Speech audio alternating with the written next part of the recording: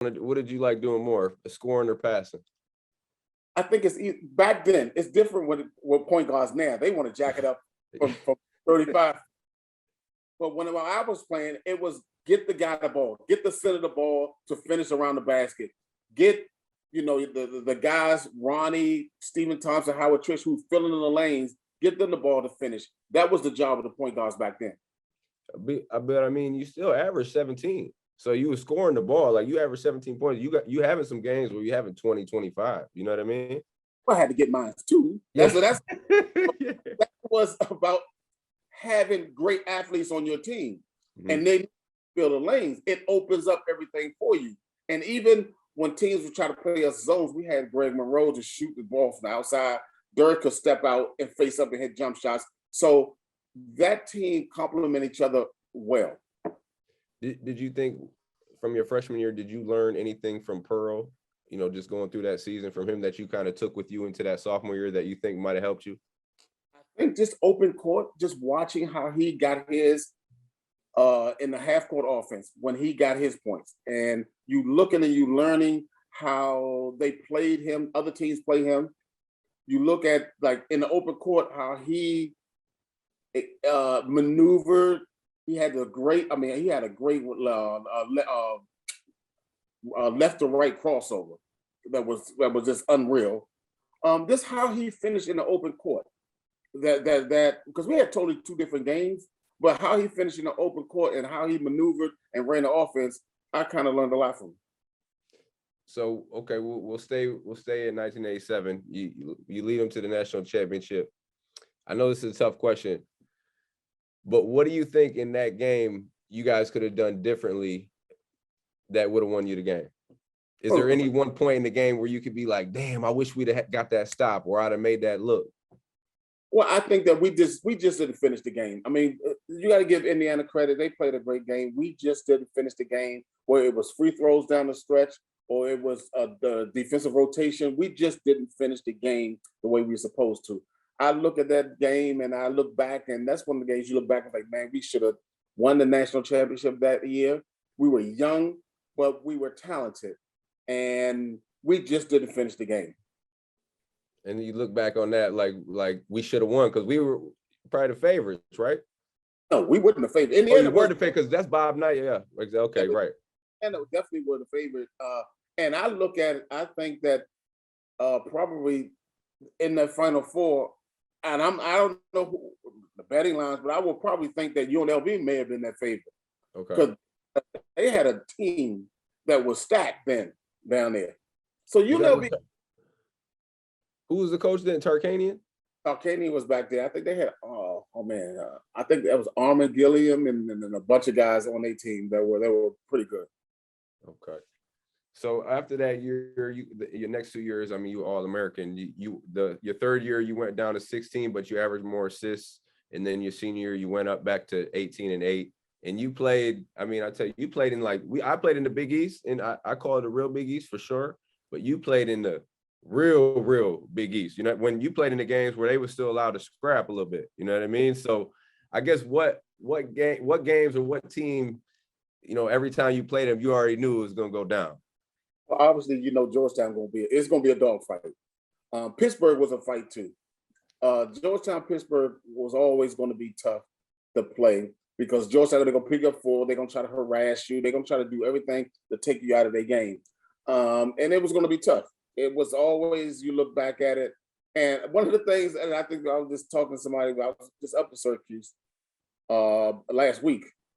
And one of the things I said I was proud of was in 4 years straight, we went to the Big East tournament and we went to the championship game. That was hard to do.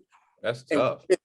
And it was amazing how we do it because, and I look back and I said, we were young, but we get there on Friday, we out Friday, Saturday, Sunday, all the time. And we made it to the championship game. And we only won it once, but we were in it. And it was just amazing how tough the competition was. I think of Seton Hall, Providence, Connecticut. I mean, it was just Villanova.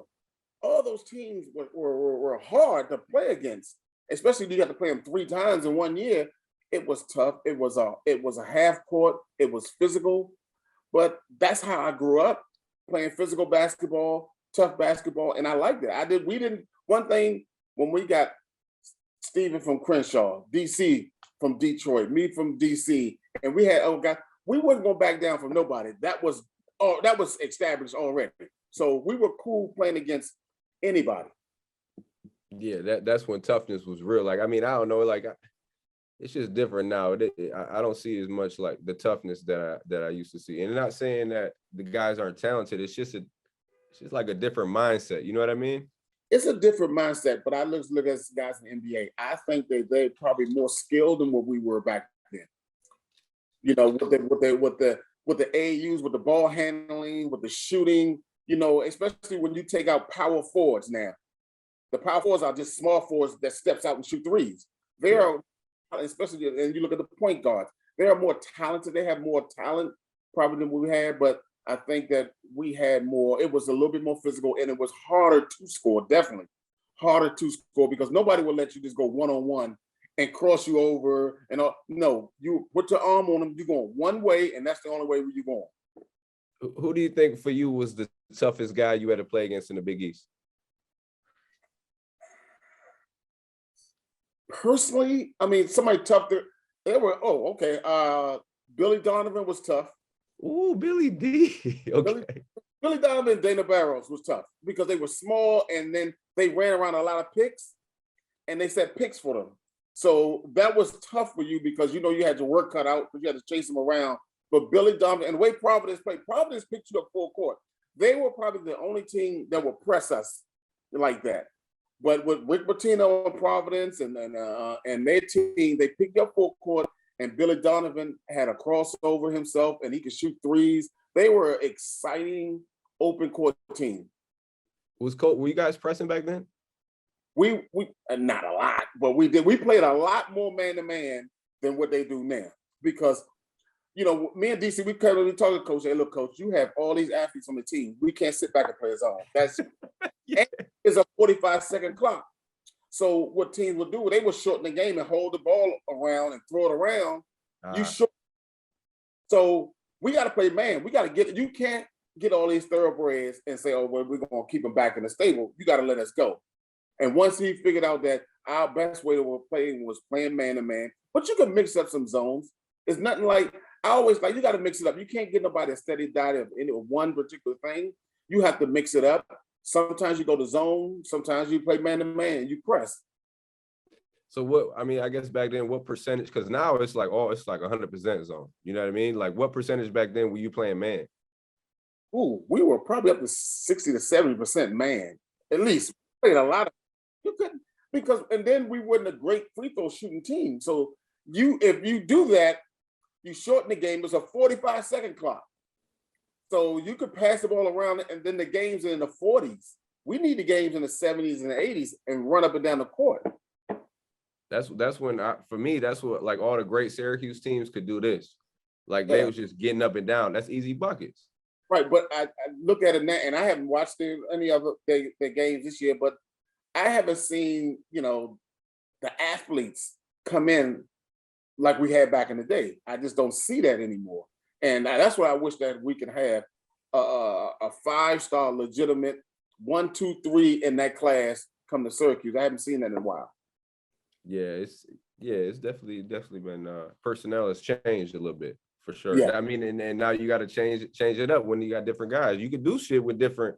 You got long athletic guys back there. You can switch it up a little bit. You got to kind of, go by how the guys can, athletically. You have to coach towards your talent. You can't just put in a system and say, this is my system, run it. Sometimes you have to change it towards the talent that you have. 100%. What was your favorite Syracuse basketball moment for you? Me personally, I think was satisfying for me. I think when I broke the assist record and they were throwing records on the court, I took pride in that because I came there and just where I came from, and I was like, oh man, I've done something. And I was the NCAA leading assist, all-time assist in the Big East. And you look at the people who came through that school and they came through that conference in that particular time, and me being that, I was like, oh man. And then I was looking, I was like, you look back, you're like, 2,000 points and almost had 1,000 assists. That's, I mean, it's like you did your job of getting everybody the ball and you scored too. And that's tough. That's tough to be able to get people in their spots, make those decisions, and then still get your own. That's when you're playing. And you still the all-time assist leader in Q's history as well. Yeah, well, I mean, guys don't stick around anymore. They not. If you stay for 4 years, it's like something wrong with you. So the game is changed and rules are changing now where people just can transfer. If the coach yell at them, it's just over. Yeah, I mean, I guess what's your thought on that too? The transfer portal, like it's guys I feel like are just running into the first adversity that hits them and they're like, nah, I'm gone. I think that they wanted to do it because the coaches can get up and go anywhere. It's hard for a coach to tell you, hey, stay here and I'm gonna be here, sign a long-term extension, and then get up and go to another school the next year and coach. How can you tell a player he has to sit out when a coach signs a long-term deal and get out and the next year goes to somewhere else? So I think they, try to cater to the players and say, okay, well, you can have free movement. It's the same thing as far as this likeness deal, where they can get paid. The NCAA say, all right, well, y'all can use y'all money, y'all can use y'all license for everything, but we're not going to pay you as a school, as an institution. That's what they want to do. It's sort of like, it's like we got problem with paying people all this money, but you ain't got no problem with paying coaches millions of dollars, assistant coach millions of dollars, or whatever it is. You can pay them millions of dollars, but you don't want to pay some of these athletes. So they let you use your likeness, and it's, at least it's a step forward. Yeah, it is. It's a lot. It has to go a lot further because we the product on the floor. We the ones selling the tickets at the end of the day. So it doesn't really make any sense. It doesn't make any sense, but I think that with schools, sometimes with university, and it's a money-making business, they're going to look, what they're going to do is cut sports. You got field hockey, you got women's this, women's that, that's not revenue producing, then they're going to start cutting programs. That's what they're going to do. If they're going to have to shell out money, that's what they're going to, that some other programs are going to suffer. What you think back in the day, if the NIL was around when you were playing, what would that have been like for you? What is it? The who? The NIL, what is it? The name, image, and likeness. Oh, if that, yeah. Bill Rapp. Oh, well, you would try to take advantage of it. You just try to take it because it's tough to look and you go up and you see 30,000. When we had 30,000, we'd get 28, 30,000 when no students were there. I mean, and then you come back and they don't want to give you extra socks. They don't want to give you a fresh pair of sneakers. Wait a minute, I see 30,000 people in this arena. That's tough to swallow as a player to do that. I wish it was around. You would have made a little bit more money and make it your life a little bit comfortable and a little easier when you're on campus.